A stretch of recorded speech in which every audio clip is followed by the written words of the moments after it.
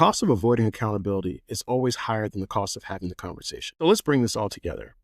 And remember, from the beginning, we have to acknowledge that accountability is hard, but it's hard for specific, nameable reasons. And once you name them, you can start to work through them. Now, of the 5 layers that I've mentioned, different leaders are going to struggle with different layers, and that's fine.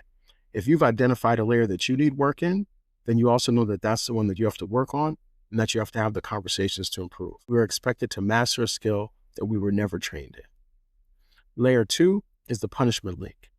Our childhood experience fused accountability and punishment together until they felt like they were the same thing, and they are not. Accountability is alignment to a standard.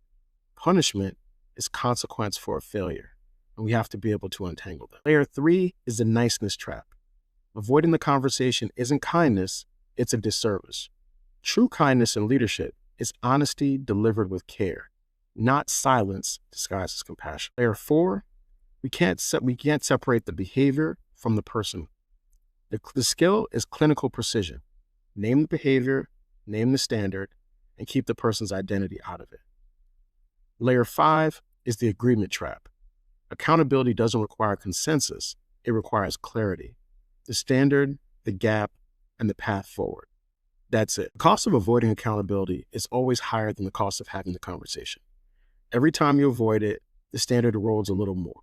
Every time you soften it beyond recognition, your team learns that the standard is negotiable.